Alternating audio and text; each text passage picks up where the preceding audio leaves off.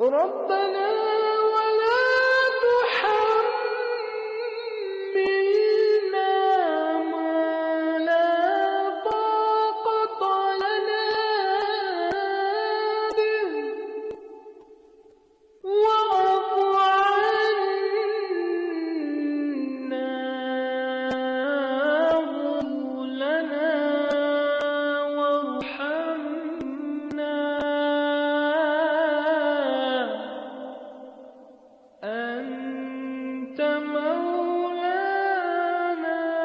فانصرنا على القوم الكافرين ربنا